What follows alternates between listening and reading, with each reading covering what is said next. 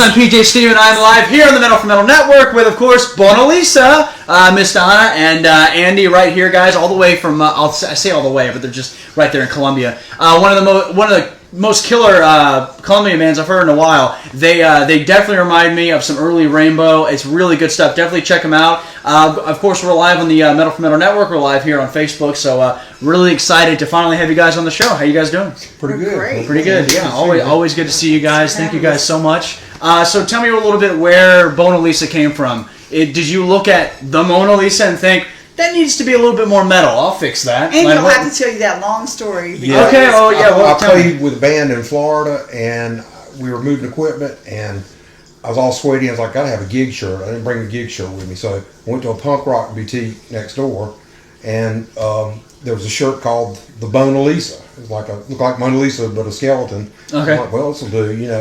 And years later, we're trying to come up with a name, and I jokingly spit Bona Lisa out, and everybody laughed and said, "Hey, that sounds great." And I'm like, okay, I guess sometimes some of the best band names are just things that you've just thrown out. So I dig it. Now your EP is on Spotify, and it is out everywhere, and I've heard it, and it is fantastic. So where do some of those songs come from? Who do you do most of the writing? The majority at the moment, but everybody puts their input in. Sure, So, yeah. You know, our drummer Darren Butler adds a lot. Yeah. A lot of drum parts, and and Donna and I did co-write at least She one Wants song. More. And changes vocal lines when they need it. You know. Yeah, of course. Yeah. I'll have this boring vocal line, and then she'll come in and jazz it up. You know, Nice, okay. Add something to it. So lead guitar, vocals, front lady, I will say, not front man. Mistress of ceremonies. That's great. I like that. That's cool. I gotta use that one later on. The songs are really good. I love the songs. I love the. It just feels like an old school feel, which is what I like. So I want to talk a little bit about old school. What kind of metal, what kind of rock and roll did you guys grow up on? I want to hear from both of you. Metal. Okay. Of course, everybody likes Metallica, but there were some other ones that I liked. Like, it wasn't Thin Lizzy, was it? Lizzy Borden or something like that. I can't remember how it. Thin Lizzy was, the. Thin Lizzy always was a favorite of mine. Oh, yeah, exactly. Yeah. And of course, I love Thin Lizzy. That's not metal though. New wave of British heavy metal. That's what I love. Diamond Head, Scorpions. Scorpions, I love. Scorpions, I love. Yeah. I mean, Priest. I was a Priest fanatic. Oh hell yeah, so, yeah. So when I was a singer, that was kind of my template, you know, for being I a love singer. Scorpions. That's probably my favorite. And she That's likes your favorite, Scorpions. yeah. I do love the Scorpions. And the funny thing is, we've been described in reviews as being Sunset Strip sleaze rock, and I'm like, and I don't even know how they got that, but that sounds like a lamer Motley Crue. yeah, that sounds who like. I thought of was Motley Crue, and I was like, well, you know. Then I've had other guys say, well, you got to play like Mick Mars, and I'm like, well, maybe that's where that comes from. Maybe that's where that might come from. I might be shooting for Blackmore, but I'm getting Mick. Yeah. If there's one guitarist that you might want to shoot for, it's Blackmore. Because again, I said you guys remind me of Rainbow, and I don't know why. I just picked that out, and I think it's because it's just a melodic kind of metal. Because at the end of the day, sometimes bands like Rainbow and Deep Purple don't have the most metal songs, but they're still thrown in that category of metal. So I guess my question is, how important is Bona Lisa to genres? Do you guys consider yourself a specific genre, or does Bona Lisa have their own genre? I'll let the song steer it. Yeah. We have a song that sounds like it's heavy metal. Then we've got one that's more hard rock. Then we have one that is blues oriented. Then we got a funk one that you guys haven't heard yet because it's not recorded. There's just all kinds of stuff in our bag. I always loved Zeppelin for the fact that they didn't seem to stick to one thing. Yeah. They just wrote a song and put it out there. Oh yeah. And then it kind of led the way to whatever it was, whatever genre it lent to. Okay, yeah, because like I said, a lot of bands come out with songs that are not very metal at all, but they're still thrown in that metal category. So that's always something I like to ask when, because like you said, not a lot of your songs, or not all of your songs are metal. Right. But anyway, I want to get to some shows that you guys have coming up, right? You guys have a benefit coming up as well. I know you wanted to say something about that. We do. Well, first of all, the next show we have coming up is December 9th at the Art Bar with Rubicet and the Cosmic Rays. And the band that's opening is a Led Zeppelin tribute band or cover band. I can't remember which. I don't know. All I heard was they're called the Hindenburgs. Hindenburgs, I think. Okay. And- that's okay. I didn't know if there was any Zeppelin thing to do with it at all. I think I overheard Reba say that they're like a Led Zeppelin. That's type clever if they are. Yeah. And then Lowercase Gods is playing that show with us as well. And then on the 14th of December, which is a Thursday night, we're doing what we're calling Aurora's Rockathon. And that is a benefit for Aurora and her dad. We're going to celebrate the Princess Warrior and her daddy on a Thursday night after work. And it's to raise funds and awareness for her type of cancer that she's been diagnosed with. So although it's a Thursday night and it's in Columbia, anybody who wants to contribute, they can. We have a GoFundMe page that's still active. It's on our website. It's linked there.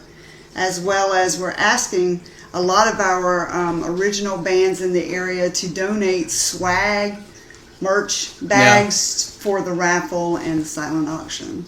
Hell yeah. Okay, well, Metal for Metal will definitely be participating in that. We'll get you guys some stuff before we head out. I want to talk a little bit about the scene in Columbia. How would you describe the music scene in Columbia? Man, everybody's just so cohesive, you know. Yeah. Everybody helps each other out. Everybody comes to each other's shows. So everyone's really supportive. Yeah, I've never seen a community of musicians that pull together. All the musicians. And no matter come what out. genre it is, Yeah. it doesn't matter, you know, because we play shows with guys that are way, way heavier than us. And nobody seems, and the crowd doesn't seem to segregate either. Right. You know, they don't like, oh, well, I don't like this kind of, if it's rock, they like it. Exactly. Yeah. Any genre. That's kind of the way I am in a way, which is why, you know, we obviously down here in Charleston we have a lot of punk bands that come on the show. I always get shit from Kevin Schmall from Hail by Astronauts who said, "Hey, you sure get a lot of punk bands on the metal show." Yeah. Anyway, I love you, man. Where are my buttons? But Kevin Schmall, you know, but a lot of punk bands we talk about, we always try to talk about, is there a line between punk and heavy metal? Or is it just so blurred that for some reason back in the day it was very segregated, whereas now everything is kind of together. And I can speak from experience because I'm from the 70s. Yeah, I mean, you know, you would hear stories, you know, my buddy Herman from Hybrid Mutants, you know, got made fun of because he was at I think it was a Misfits concert with a Megadeth shirt. And, you know, it's just one of those things where it's like, why though? You know, and just like you said, if it's rock, you'll listen to it. If it has a guitar, usually I'm into it. And that's I think that has to do with a lot of music. I think nowadays. both genres are like kind of a do-it-yourself kind of a thing. You know, Yeah. because I mean, we've always kind of like had to push ourselves. Yeah. You know, I do want to say that Don? I think that a lot of the categories have been misguided anyway. Like they're calling rap rock when it's really rap. You know what I mean? Agreed. Yeah. I don't agree with that. But as far as us being supportive of each other, no matter what kind of music they're playing, we're all very supportive of each other. Yeah, yeah, and you should be. You should always support local bands. I've always done that, and which is why one of the big reasons we do, you know, Metal for Metal to get out the great word of that these great local bands down here in South Carolina are really kicking ass. like bands like Lowercase Gods, for instance. Lowercase Gods, yeah. Rubasay and the Cosmic Rays. Yes, and what is it? The Haves. Love the Haves. They're not rock. I don't think. I think they're rock. It's kind of like Rage Against the Machine. Oh, okay, that's killer. I mean, yeah. if I had to use the definition, which I'm not trying to say you're like exactly, so it's its own thing. Yeah. But it's reminiscent of that. You know. And Pig Dog Head? Pig Head Dog? Pig Head Dog. Pig Head Dog. I'm sorry, Pig Head Bubs. Dog. He's punk. Yeah. Trying to see, I can remember all the stuff until I can't remember it. It's the story of my life. Stardog. Stardog. Artie's a great friend of mine. Stardog is awesome. The Raz, they're like almost they're like a heavy blues kind of a band. Okay, hell yeah. Well, looks like we gotta be getting out to Columbia to see some bands here pretty soon. We have a lot of talent there. I want to talk about specifically you two. How long have you guys been together? You guys are married, yeah? We've been married. April 20th will be 16 years. Wow. See, Andy was 16. You know. April 20th will be 16 years. I'll write it down. And we got married on 420, y'all. That's pretty metal. 420. Okay, so anyway. So were you guys Oh, always yeah, into like hard that. rock, heavy metal, like when you guys were growing up? And, We had similar interests, definitely. Uh-huh. Not always 100% agreeing with each other. We don't ever 100% agree. Like, there's Well, I things would that I say like never, and but- he doesn't like. Like, I like Pearl Jam, but he doesn't like Pearl Jam, which isn't metal, but I we have differences Yeah. in taste. a All right, little well, bit, but sometimes that makes that for makes a better us- band, yeah, and it makes it interesting. You know, if you, it's like one of those things. You know, when Maiden first started, the lead guitarist at the time, who I can't remember, it was Dave Murray, and then it was either way another guy that wasn't in the band during the Yeah, I second can't remember album. that guy's Either name. way, they Sorry. would make fun of him on the tour bus because he would listen to the Eagles. You know, and it's one of those things where, you know, they didn't want to take away from the influences, you know, but I think that I think that makes a more interesting band if you have a lot of different genres and bands that you listen to that can make one hell of a band. More flavors. You know? You know. Yeah, exactly. More flavors, most because definitely. it all takes a part of it. It all Yeah, does. I agree, most definitely. So have you guys ever played down here in Charleston? Not as Bona Lisa. No, Oh, not as we were Milikin. in an Iggy Pop tribute band. And, Oh, tell me about the Iggy Pop tribute and we band. played Yes. at You which, don't have to talk to you like this. Oh, but no, you don't. No, Because her I don't want you to alter jump ego was- around either. her like alter with the, ego was Donna might not. I might not. okay, And I was Andy I was Social. keyboard player. And, that is really I'm a killer. backup vocalist. that was at the Tin Roof. We played at the Tin Roof. Love the Tin Roof. Hell Yes, yeah, it love was the Tin fun. It's a great club. We really enjoyed it there. We had a good And, time there. Yeah, we had a real good time, and that's the one only time that we played here in town. We want to try and get you guys here again, man, because you know I'd love to be able to hit up one of your shows down here at home. But I do actually plan on wanting to go up to Columbia to see the benefit show. I'd love that. On the 14th, that would be incredible. I would really like to do that, and that's December. Yeah, December that's next month. 14th. Okay. It's going to start at 7 o'clock with Paisley Marie. She's going to do an acoustic set. We got all kinds of music there. So Paisley's going to do an acoustic opener, followed by the New York Disco Villains. And if you hadn't seen them, you have Yeah. got to see them. New York Disco Villains. Then Bona Lisa's going to play, and then Lowercase Gods, followed up by Pighead Dogs. Okay, killer. At That's New the- Brooklyn Tavern. Look at that. That is a variety of a show, and I love that. You know, sometimes it's one of those things where you don't want just the one genre going on. It's really interesting to sometimes get a bunch all in one show, and I like that. I like that a lot. So I guess talk to me a little bit about like where the music comes from, your influences. I know we talked about some of your favorite metal bands growing up, Scorpions and Judas Priest, but does that also go with your music that you write as well?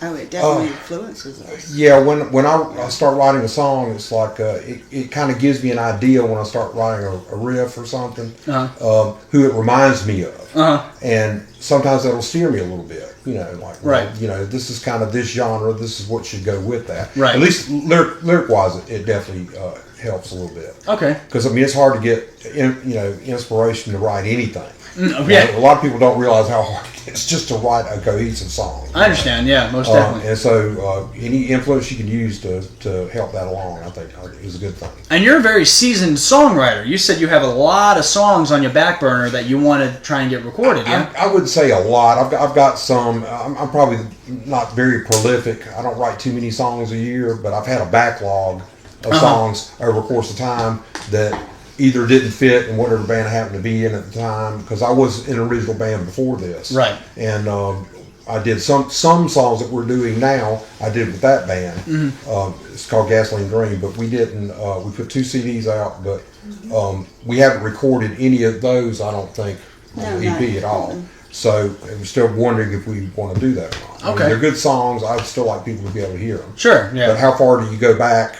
You know, and keep bringing that song back up. Now, if it's like Rainbow, you can do, or Green Bonnet, you can do Since You've Been Gone. Yeah, exactly. Yeah. Most definitely. Everyone no matter will what want band you're in, okay, we're going to do Since You've Been it. Yeah, Gone. yeah. So, you know. Well, sure. Yeah, everyone has their classics. Well, of and course. in that band, he was the singer, so So it's different anyway. It is different. And Nice. one song, Lost Soul of Ireland, was Lost Son of Ireland.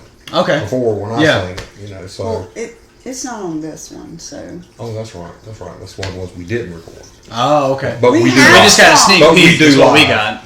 It will be if it's recorded. It'll be Nice. There's some songs that we are performing when we play that are our songs that are not recorded yet, of course. I mean, we have more than 5 songs. Right. No, I assume. Yeah, Yeah. they fill out the set. I assume. Yeah, So, of course.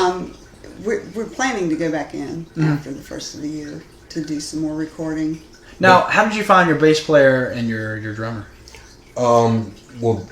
Bass player was the singer for the Iggy Pop band, and Killer. Okay. And our bass player that we had before ended up getting a job that pulled him out of state all the time. Sure. And yeah. so he Life happens. He bowed out, but he did a great job while he was there, Yeah. and it was everybody was cool. That about was it. Mike Risa. Mike Risa, and we ended up getting Wayne Sotomayor, Wayne Crash Sotomayor. AKA Crash Andrews. Yeah. Okay. Crash Cadillac. Wow. Okay. Another, another Columbia band. No shit. And, Okay. and I am Wayne's familiar with a very him, accomplished bass player. Yeah. So he came in and he's been helping us out with the bass He's been position. doing an incredible job. Nice. Okay. Really cool. Well, I do have to ask, going back to your songwriting, who would you say would be your favorite songwriter? Songwriter. Yeah. That's Jimmy a tough Page. one. Well, Jimmy Page is as far as composing and all. I mean, Yeah.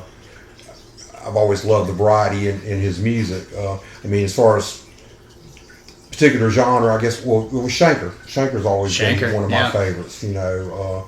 Oh, that's the thing I was going to tell you. I just got done reading Pete Way's book, actually, a couple weeks ago. Actually, Frank, you let me borrow that. I got to get that back to you. But yeah, I just got done reading Pete Way's book, and some of the stories that are in there that he has about Shanker is incredible. I'd like to read that too. Yeah, I really think I good saw shit. something Really about good shit. being advertised. Donna, do you have a favorite songwriter you could say? Maybe Gosh. Eddie Vedder?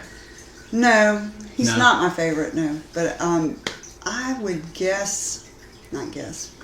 Gosh, I don't know. There's so many. There's so many to choose from. I love Pat Benatar's stuff. I love her stuff. I love Heart.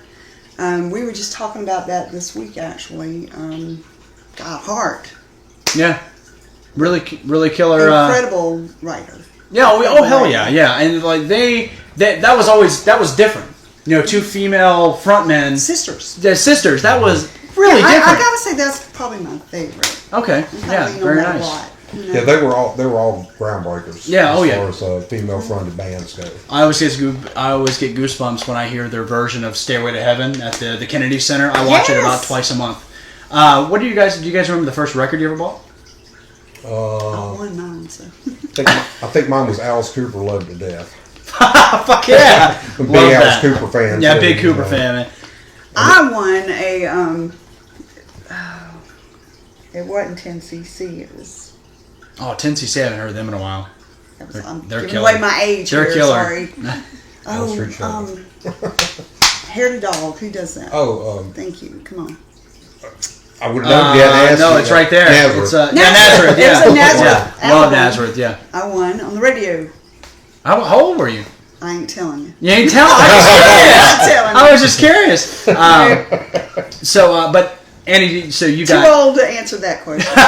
good answer.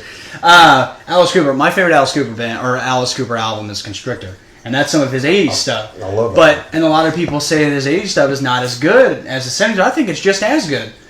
Everything. I think he's tried to change with the times, but at the same time hold on to what he does with this. That's another great songwriter. Now, if I had to say another great songwriter, because there's humor. He has a way of putting humor into the music as well. You know, it's not just blood and gore and all that. He throws humor in to kind of counterbalance it. How important is it for a band to change with the times? I think everybody needs to stay relevant. Yeah, you think everyone needs to stay relevant? And stay true to yourself. That's probably the biggest thing. Yeah, because I agree. it would be easy for me to tune to drop D or drop C or whatever. I'm not sure if it's drop C. That's how much I'm not sure of it. But it's like it'd be easy for me to try to change myself into what I know is current, but I wouldn't be true to myself. And And no matter how archaic people think it is, I kind of have to keep doing what I do and what I think I do well. And you said your first love is you were a lead singer for a long time. You were a frontman for, over 20 years, you said. But your love was always guitar. Yeah. Right. I played guitar for 5 years and didn't have a lead singer in the band I was in. And in 3 months, I got more compliments for my singing than my guitar playing. So I thought, well, maybe this is what I'm supposed to do, you know. So I took it up and carried it about as far as I thought I could, and just kind of lost that feeling for it, you know. Do you remember the first guitar you ever had? My first guitar, well, I had an acoustic, but my first electric guitar was a Gibson SG that my father bought for me with a padded custom amp. And he came in and said, "Come here, I want to show you something." And I came in this other room, and I was floorboarded. I mean, I never expected to get a Gibson, you know. Yeah. And I wish I still had that guitar. I kick myself in the butt every time I think about not having that guitar anymore. It's that a lot of people, you know, a lot of guitarists at least have said, you know, their first guitar was from their mother, their father. So that's always really special that you have that kind of memory and things like that. Well, guys, we're gonna almost wrap it up here. I'm gonna get to something I like to call the rapid fire reel, where I give you guys a topic, and collectively, it's just gonna be first thing that comes to your mind, kind of thing. Okay? And you guys, since That's dangerous. since two of you guys, I want you guys collectively come up with the answer. Okay? You don't have to whisper. It's not a test. You didn't study. All right. My first question: top 3 most important albums of heavy metal. Oh my God. Wow. Most important. And that's if you consider it to be... Sure, whatever you think. First 3 that comes to your mind when you think of that. That's going to be on you, baby. I'll catch the name. Even though I don't know if it was considered heavy, well, Black Sabbath, of course. You know, that's definitely one of them. One of them. Children of the Grave. Are You Experienced by Hendrix, even though I don't know if you could claim Hendrix to be heavy metal. No, but that's a big influential record that made heavy metal records. I can agree with that. He was my patron saint for and Toys in the Attic isn't metal either. But I love it. Yeah. So Black Sabbath, Are You Experienced? Number 3 most influential heavy metal album. Give me a Scorpion on you. Love at First Sting? Yes. Maybe. It'd almost have to be a Zeppelin album, and I don't know which one to pick, except 2? Zeppelin 2, yeah. Zeppelin 2? The Brown Bomber, yeah. I mean, those could be influential to metal. I mean, definitely. I would pick Black Sabbath. Yes, I would pick Misfits Static Age. Only, and I know it's a punk album, but I would pick that only because it influenced so many heavy metal bands. Yeah. To Metallica, Megadeth, a lot of those guys, a lot of those thrash metal bands started out with punk, which I get, so that I think that's the second most important, album to metal, and I think the third one would probably be because I consider Deep Purple metal. I was going to say Machine I do, Head. and I was going to say Machine Head. If not Machine Head, in rock. Yeah, if not Machine Head, for sure, Made in Japan. Yeah. Oh God, I love Made in Japan, right? I mean, that's about it. It is metal in my opinion. Most definitely. All right, next one. Ronnie James Dio or Ozzy Osbourne in Sabbath? Ozzy. I like Dio. Dio. I like Dio in Rainbow, and Ozzy with Sabbath. Ozzy with Sabbath. Yeah, but definitely. See, definitely Dio with Rainbow. I mean, that was the classic line. Oh, sure. So, but in Sabbath, you would prefer Ozzy over Dio, and then you prefer Dio over Ozzy. I kind of like that in a way because I think Ozzy was the aura of Black Sabbath, but talent-wise, thank you. Gotta give it to Dio. But what about Gillan? See, no one talks about Gillan. I love Gillan. I love that album. I love that album as well. Born Again is what was the other? Who was the other singer for? Tony Martin. Tony Martin. Yeah. Which. Speaking though of Ozzy, though, we just watched that movie, The End of the End. Oh, do not tell me a thing because I still have to get it. I can't believe how good he did. Oh yeah, I've watched.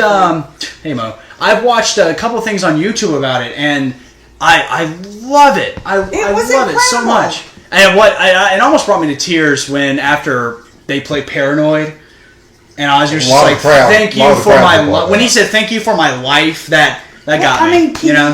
He's been doing this forever. I mean, they're probably Ever. pretty close to 70 years old. And It's he's like- still now touring with Zach Wilde.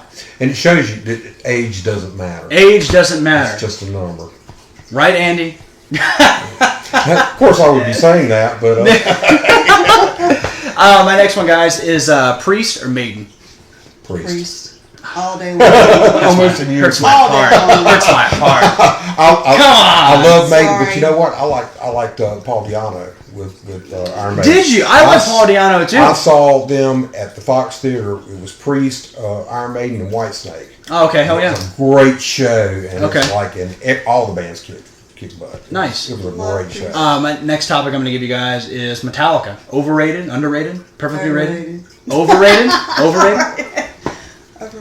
I like the old Metallica more than I Sure. do the newer stuff, which So I think a lot of people do. looking at them now in a point of view of right now, are they right where they need to be, or do you think they're a bit overrated or underrated?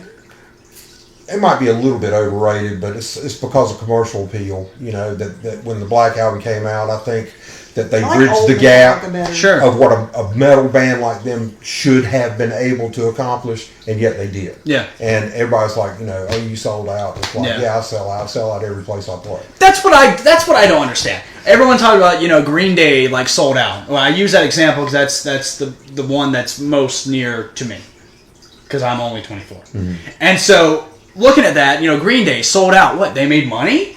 They made a shit ton of money, and I get like punk. You're not supposed to want to make money. Like I guess that's the mindset. I in a way, you're not supposed to give a shit. But at the end of the day, not giving a shit's not gonna pay your shit. I say, why So, should you stay poor and have poor production on your albums and all just because you're trying to fit into some kind And of... I get that, and No, I get that. somebody And that else is came up fucking with hardcore, and all power to you if you're able to do that. But being being fucking cool and shit, it's not gonna pay for my house, unfortunately.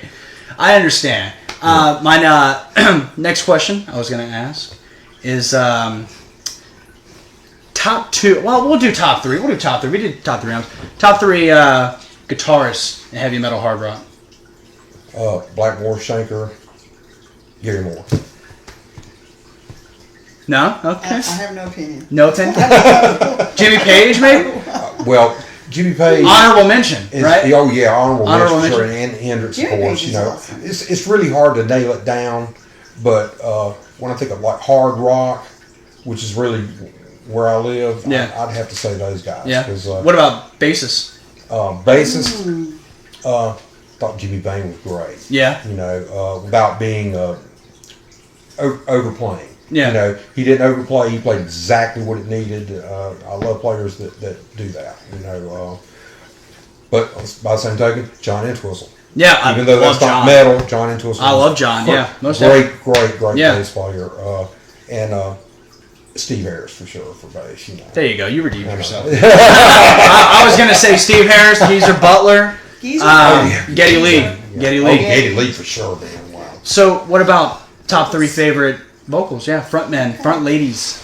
I'm going to give you Klaus Meine first. Yeah. I like Glenn Hughes. David Coverdale's awesome. And for the ladies, of course, you have Sass Jordan, which is not metal, but killer vocals. Yeah. Pat Benatar, of course. Yeah. Joan Jett, maybe? I lean more probably to Lita Ford than Joan Jett. But, I do too. but they're good. Yeah. Hell yeah. Well, guys, this has been a real treat. I appreciate you guys coming on here so much. I thank you so much for coming down from Columbia, being on the show. Thank you for having us. Of course, of course. Is there anything else you guys like to say before we sign off here? Come out and support live rock. Hell yeah, guys! Everywhere. That's going to be December 14th, December right? 9th at the Art Bar, the 14th at New Brooklyn Tavern, and Right. we're doing another benefit for a fallen drummer of ours, Okay. a friend of ours, on the 16th at Fairview Community Center. Yeah, I think that's it. Yeah, on the 16th. There's lots of things going on. Happy holidays, and everybody be safe. Well, guys, don't forget they do have kick-ass merch as well. So definitely, we'll put a link down to their Facebook page and on your website. They can order these from the website, yeah. So we'll put a link down there so you can get their new EP. Their EP is also on Spotify, Amazon Music, all that noise, all right. Yep, and then iTunes, Apple, and then of course CD pick yourself up a Baby. nice kick-ass Bona Lisa shirt. You understand? Guys, this has been PJ Steven with Metal for Metal. We appreciate you guys being on the show so much. Again, I'm with Bona Lisa, and you guys have a great night. Thank you guys for joining us.